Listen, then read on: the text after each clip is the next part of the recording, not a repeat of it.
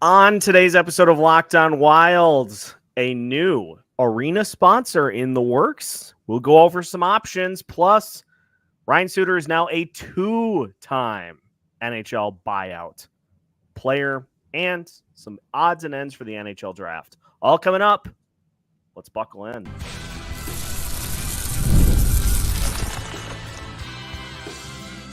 You're Locked On Wild, your daily podcast on the Minnesota Wild, part of the Locked On Podcast Network, your team every day.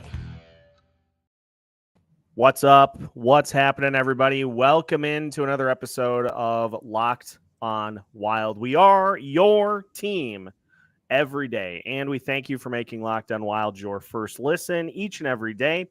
Make sure you subscribe on YouTube and your favorite podcast platform so you don't miss out on any new episodes throughout the week. On today's episode of Locked On Wild, Isha Jahromi of the Sota Pod joins us as we talk about some potential options if Xcel Energy is no longer the arena sponsor after this upcoming season. We'll also talk about now two-time buyout player in Ryan Suter, and a little bit of odds and ends before the NHL draft here tonight, which, by the way, make sure you check out the live draft stream on the Sota Pod's YouTube channel. I will be participating in it along with Alex Micheletti, State of Hoppy, Spoke Z, Isha, Brett Marshall. I believe Dev is going to be involved from 10K Takes. There is a wide array of wild podcasters that will be taking part in just absolute mayhem during the draft. Isha, I was just thinking about this the other day, and we have had some bombshell moments that have happened live during the drafts over the last couple of years. Obviously, the big one that I think of is I think it was Logan Mailloux that was drafted by the Canadiens. Good old Marc Bergevin. That was a shocker, but that's the best part, I think, about doing these, and you guys do such a good job with them. I'm so excited to just get a chance to hang out and see the draft unfold. Yeah, this one's going to be fun because we're having people in-house, a lot of people live in studio for this one. So, yeah, it's going to be a lot of fun. Seth's coming down for it. We're going to have a lot of guests also from around the NHL who will be calling in or, joining us on the video feed. So yeah, and we notoriously go hours after the draft and hang out and continue to get the wobbly pops in us, either in celebration or in well, let's just say to drown the tears. But no, it's going to be a fun one. Yeah, it is just fun to see the draft process play out because you can pretty much set it to like a bingo board. You've got the GMs that make a pick and you're like, huh? You've got the guys who just fall way further than they should. You have the players who are drafted way earlier than they should be. And there's always the one where you are like, did the GM lose the first like 3 pages of players and just forget that he was on page 6 instead of page 1? It's going to be a lot of fun. And I'm looking forward to it. We'll have content all throughout the night. There will be some videos on the Locked On Wild YouTube channel that will be dropping, courtesy of the network, some stuff that they already have ready to go. Just needs some finishing touches depending on who the Minnesota Wild select. So it's going to be a crazy night. I'm very excited for it. And, this is like the 2 weeks of the off season that are just jam-packed busy. And so it is fun to see everybody kind of come together to gear up for it. Yeah, and we'll be live 5:30 p.m. Central Time, half an hour before the draft show begins. Excellent. So we're going to lead off here today, Isha, by talking about something that we've heard about this over the last couple of weeks, but it's not something that could take effect until after this upcoming season. And it's not something I don't think that really ever gets the spotlight, is the likelihood that Xcel Energy Center could see their time as name sponsor of the arena come to an end after the 2024-2025 season. So The arena that we have come to affectionately know as the X could be something new for 2025, 2026. And honestly, just behind the scenes, it makes a ton of sense because the Wild are celebrating their 25th anniversary as a franchise. And it might not be an angle that gets much discussion in that aspect, but if you're looking to kind of freshen things up a little bit, there's nothing that can do that more than a new name sponsor for your arena. Well, let's be honest. It's a money thing, right? They've been 100%. Xcel's been paying them only $3 million for it every season, according to Score North. So it's time to upgrade and see who wants to bid for the new name. Yeah, and there are. This is we talked about this a little bit on my appearance on the Sota Pod with you. There are a lot of premier companies that are based here in Minnesota that could be jockeying for this. Obviously, one of the biggest, it's already got 2 different arenas in the state, is Target. Would they go for a third? You've got Target Fields. You've got Target Center. Would you go for Target Arena? I want it to be something different because the arena's not in Minneapolis. It's uniquely in St. Paul. Yeah. And I'd like it to be something even quirky, but unique to that of Target personally. But again, money talks, and Target clearly has the money to pay them. Yeah, they do.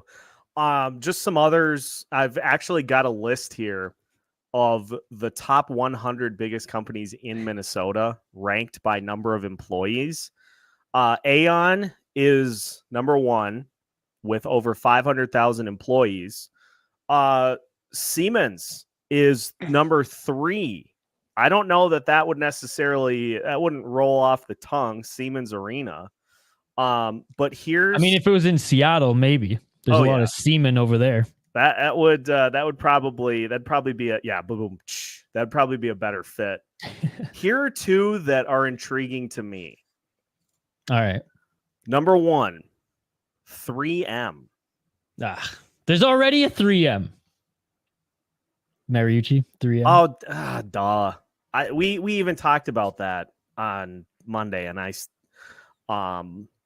they could, but I feel like since there's already one, it probably won't go down. Yeah, that's a great point. I'm just looking at St. Paul specific businesses. Ecolab. Yeah, I have Ecolab listed here as well. Ecolab Arena. Which sounds okay. It does. Again, it doesn't like.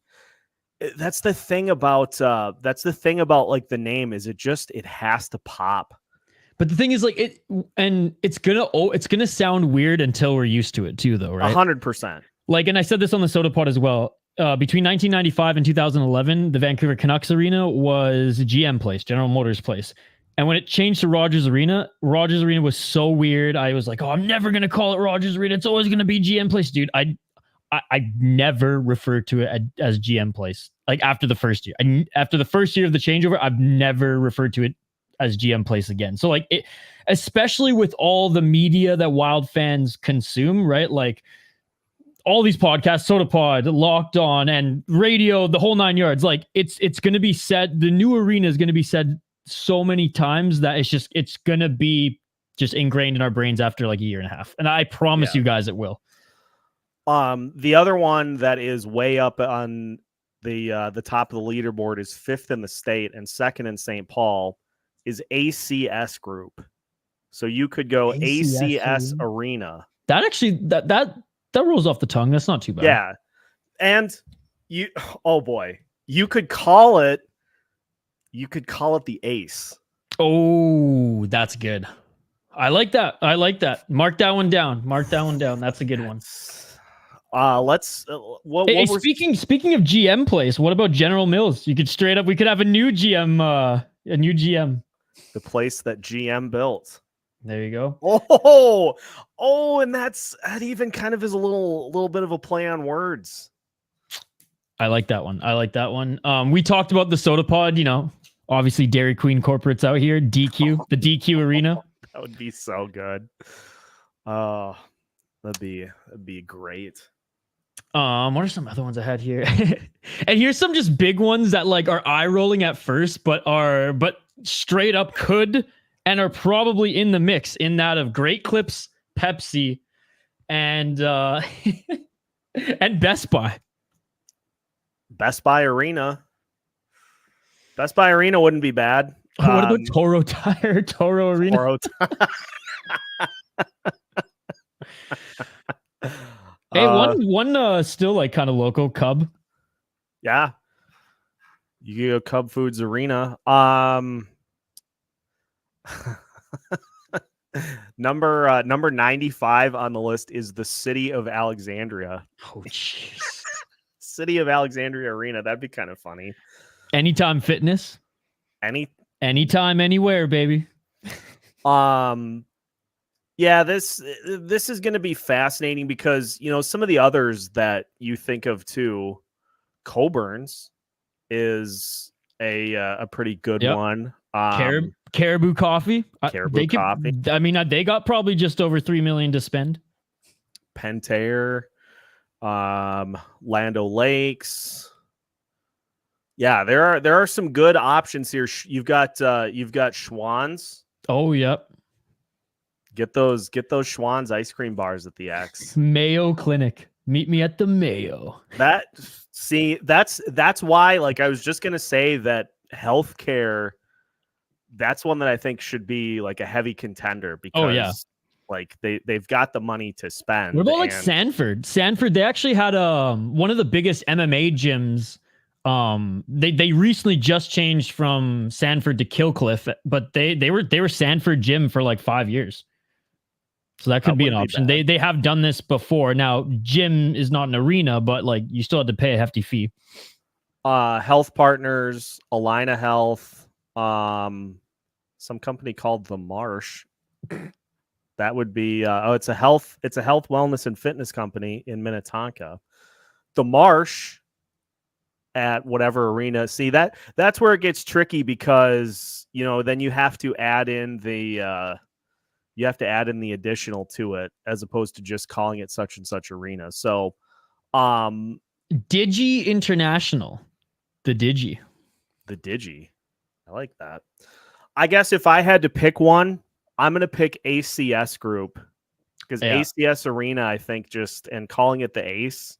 I like that one too. That for me or Mayo Clinic or the Mayo Clinic. Or see, this is where too, if you're going a 2-syllable, Mayo Clinic Arena is not bad. Yeah, it's kind of structured. All right. It's not bad. Do you have any more? Or can I finish off with a bang? Yeah, fire away with what you got. There's this social media site that had its name changed recently. You picking up what I'm putting down here? Yep. How about X Arena? Just saying. Elon's got that money to spend, baby. We just got to start tagging him, and he'll probably just like throw it at it. Whatever.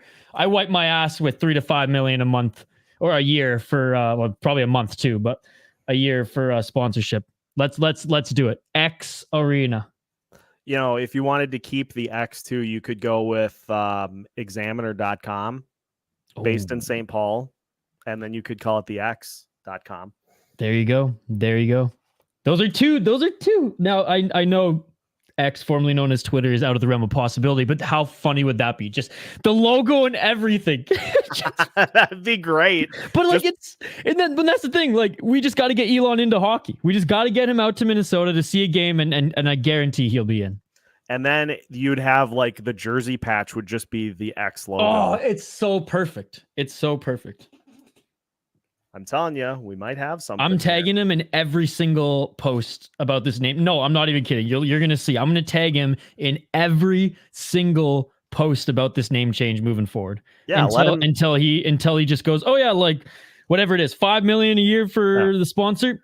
Done. Here's a $5 bill. Yeah, exactly. We're going to make it happen, Seth. We're going to make it happen. We'll keep an eye on this because, again, the timetable is at the end of the 2024-2025 season. Yeah, but there's some runway. You'd imagine at some point this will start to pick up some steam. So we wanted to get out ahead of it before it did. So the Dairy Queen, though, the grill and chill, baby. We're going to grill you, and we're going to be chilling while we're doing it. I don't know. Now this is getting absurd. Every time the Wild score more than 5 goals, every fan in attendance gets a free blizzard. Oh my God. Done and done. You just tell me where to sign. I'm in.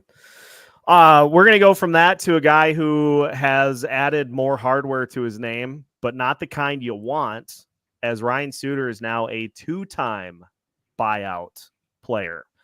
So it's possible that he could factor into 3 different teams' salary caps for next season. We'll talk about the end of the line for the Suter career as we continue today's episode of Locked On Wilds after this. Today's episode of Locked On Wild is brought to you by eBay Motors. Passion, drive, and patience. That formula did well for the Florida Panthers in winning the Stanley Cup, and it's also what keeps your ride or die alive. eBay Motors has everything you need to maintain your vehicle and level it up to peak performance. Superchargers, roof racks, exhaust kits, LED headlights, and more. Whether you're into speed, power, or style, eBay Motors has got you covered. With over 122 million parts for your number one ride or die, you'll always find exactly what you're looking for.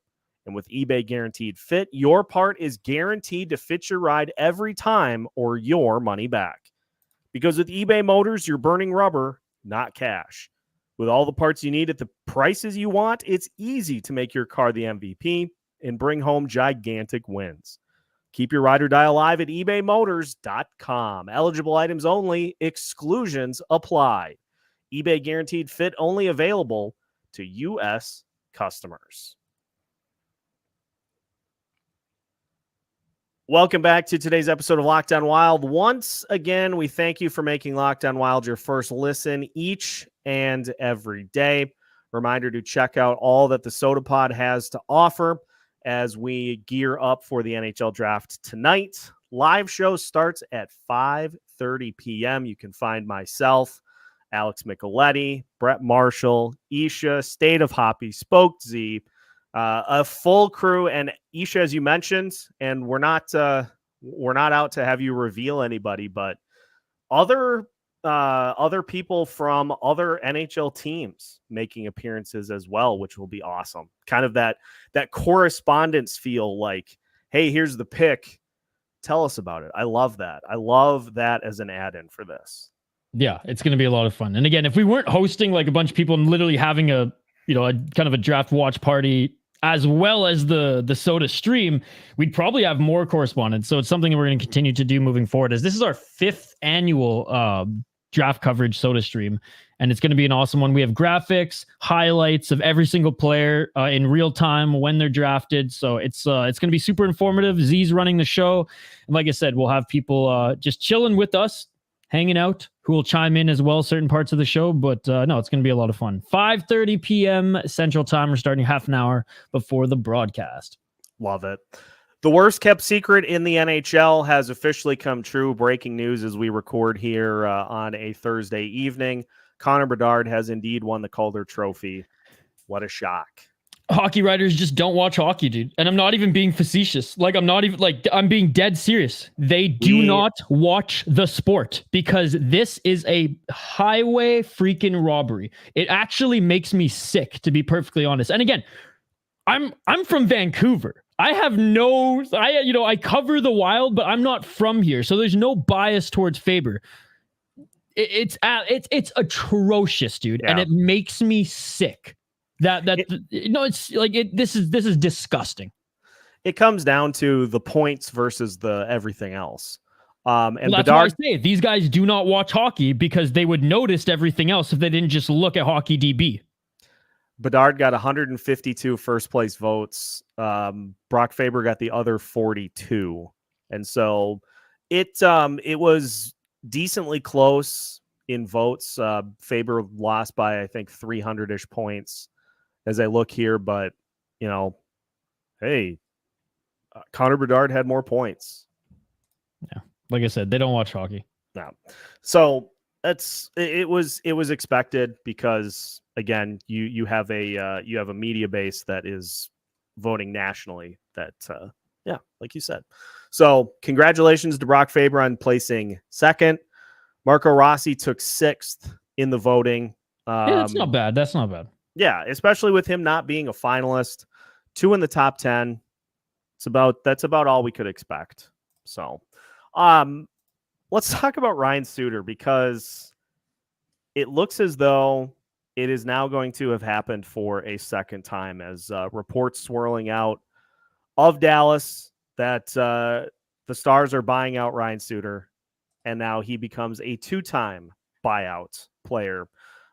First for the Minnesota Wilds, and now for the Dallas Stars, although, as was reported on X as well, sounds like there are teams that are suitors for Ryan Suter's services. But my question is, at this point, what are you even getting? Because it's pretty easy to point to the reason that he was bought out from the Minnesota Wild the first time. Yeah, it wasn't due to his play, because he was like coming off of his career years in offensive production anyways, in points production. But like now, at this stage in his career, it's pretty obvious that the skills have declined to the point that you're really not getting a ton. And it's a depth piece you're getting. You're getting a depth piece at this point, and it's mostly like, do you want to play and get your 20th season, checked on, in the checkbox? Because Ryan Suter has played 19 seasons in the National Hockey League. He's 39 years of age. So if there is interest, it's gonna be like a Zach Parise deal, right? It's gonna probably be like $1 million at most, right? Where you're gonna be a depth piece. And just shut up and do what you're told. Like, you aren't running this locker room by any means. You should just be happy to be here type of contract. Now, I will say, like, for how much of let's just say how hard he's been to deal with in certain NHL locker rooms, you got to give the guys his flowers, right? Like, last year was his worst season offensively, arguably his worst season defensively as well. He's only missed the playoffs 4 years out of his 19 seasons. Him and Shea Weber, when they were in Nashville as a pairing, that was one of the best defensive pairings that I have ever seen in my lifetime play. He obviously had career years in Minnesota. And in Dallas, he was kind of a shadow of what he was in his peak, but his first 2 years in Dallas, he was solid. And everyone rips on his defensive play in Dallas. It really wasn't as bad as people think. If you go into some of the fancy stats and even just look at his, simple plus minus, it's just like where he had that good vision, where he had that great ability to find open ice and make those first or second passes. That just kind of was gone. Was he more of a liability than he ever was in his career? Yes. But I think it was kind of just overplayed, because even the Dallas fan base just weren't a fan of him. Yeah. And it's more so just the fact that his speed went from, I'm not really a fast guy, to, hey, tie me to the bumper of a car and drive me around the arena. So this will be interesting to see, because like you alluded to, Zach Parise found the Islanders after us for a couple of seasons, and then the Avs, then got to the Avs to kind of keep his career going. But I don't know. I feel like if a team's going to take a chance on him, it's going to be a team looking to get to the postseason, not a team that you would qualify as in right now. See, I'm on the other end of that. I think it's the team that has enough and are just like, okay, if we face the injury bug, you've been there, done that. You can step in, right? Now, am I defenseman kind of? Am I suggesting that he's going to be scratched a ton of games? Not necessarily. Am I thinking that? Am I saying that like his minutes are going to be diminished? Absolutely, right? He's going to be that extra guy, and having said that, it's like he has to stay fresh at his age to like continue to produce at all. And I'm not even talking points. I'm just like produce just results of it as a defenseman. So like, do I think he'll be like the regular scratch every game? Not necessarily, but he will be that extra piece and probably leaned upon more if there's injury. Now, for what you said, he could get an opportunity still in the top 4 for a team that's going nowhere or pushing for the playoffs. But I don't think teams will want to pay him for that, because obviously him and his agent are going to be like, look, if I'm playing in top 4, if I'm playing, 15 plus minutes a night, top 4 money, I want, at least like $3-4 million, which like no one is paying him that much. So like I said, I could see a team give him like 1 million 1 year, 1.2 at the most, just to be like, okay, you are an experienced guy, but like you aren't running this locker room. We're telling you what to do. Yeah.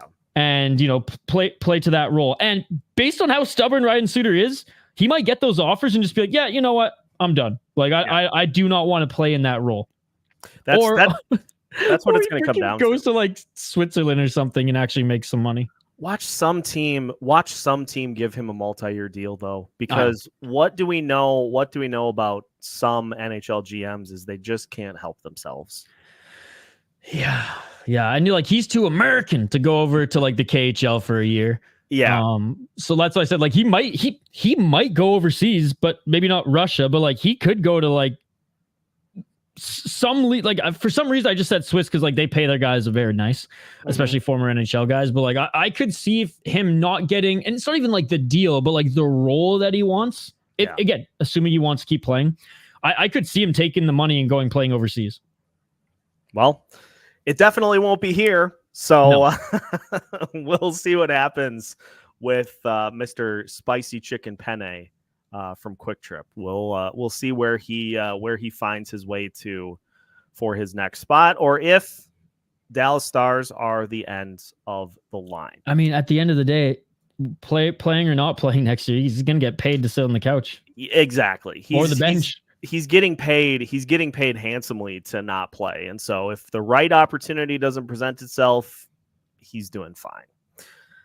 Let's finish with just a little bit of kind of tidying some things up, odds and ends for the NHL draft, which is tonight. We'll talk about that as we finish today's episode of Locked On Wild after this.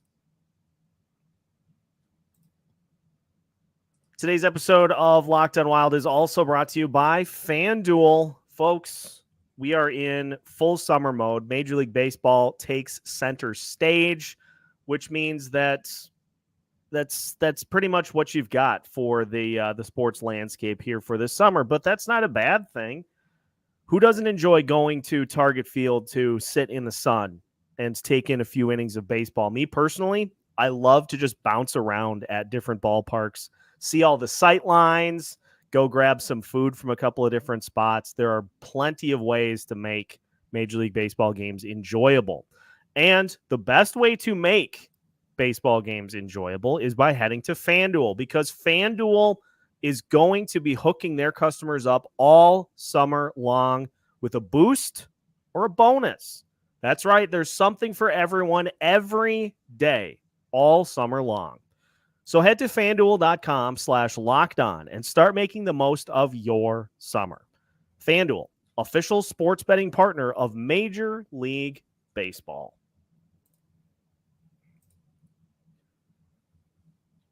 Final segment of today's episode of Locked On Wild. And once again, we thank you for making Locked On Wild your first listen each and every day. Seth Topol joined by Isha Jahromi of the Sota Pod here.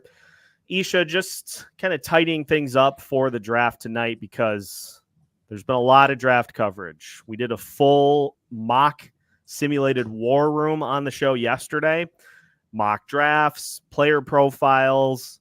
And so I just am going to ask you this. What do you want to see the Minnesota Wild do in the draft tonight?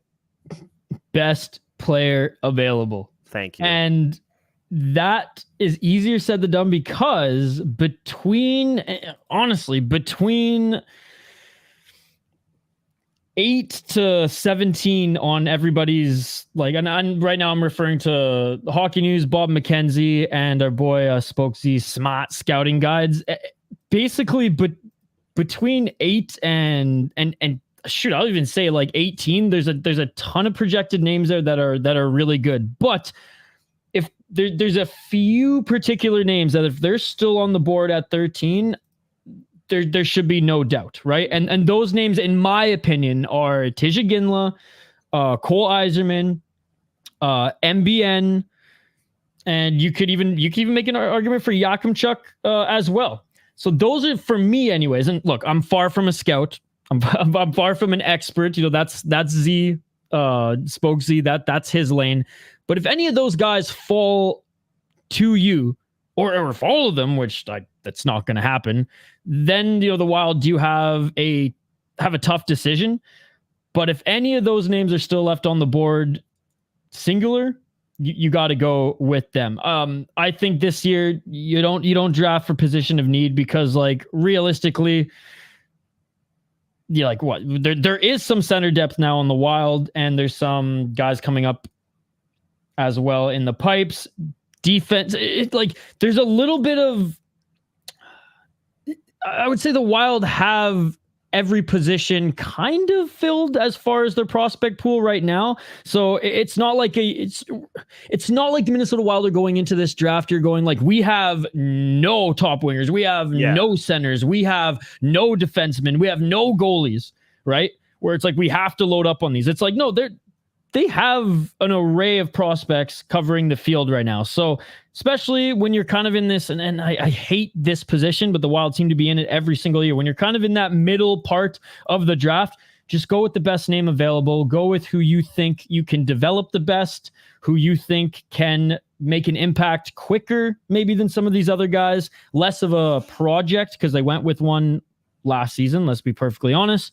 And then let's just get rolling. And some names for me, and there's quite a bit of names here, but like, this is how crazy this draft is after like the top 5 to 6, right? There's names that like could fall, there's names that could rise, but pretty much like Zane Parekh, Konsta Helenius, Tisha Ginla, Sinecki, Berkeley Caton, Carter Yakimchuk, Cole Iserman, Trevor Connolly, Adam Urich, and MBN. Like, yeah, those that's a big chunk of players, Seth, right? Mm-hmm. Who could be available, right?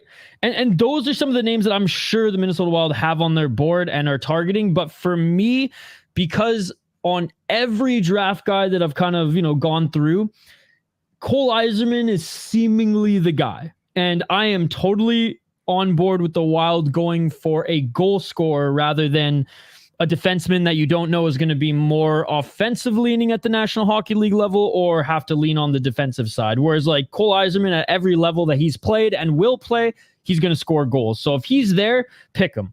Yeah. Now, that's assuming like Tisha Ginla isn't on the board, because I am a little biased with the WHL guys. Yeah, it is, I think, all about what happens at 10, 11, and 12 as to what the Minnesota Wild are going to do. And now we got the news late yesterday that the San Jose Sharks have traded with the Buffalo Sabres up to get pick 11. Cost them a second-round pick to move up 3 spots. Keep that in the back of your head for a potential scenario. If the Wild have somebody that they like covet that is available at 10. Otherwise, just let it play out. And if it's a forward that's there, grab them. But you hit it right on the head. Anytime you try to draft for need, and, that's not to say like what the Wild did with Jesper a couple of years ago where they traded up a couple of spots to just go get him. Like, there comes a point where if a player that you think shouldn't be there at that point, you go grab the guy. Yeah, I'd say like 20 onward, fine, draft for need. But like in the top 20, like there's so many great names. And if you're like and again, we don't know the Wild's order.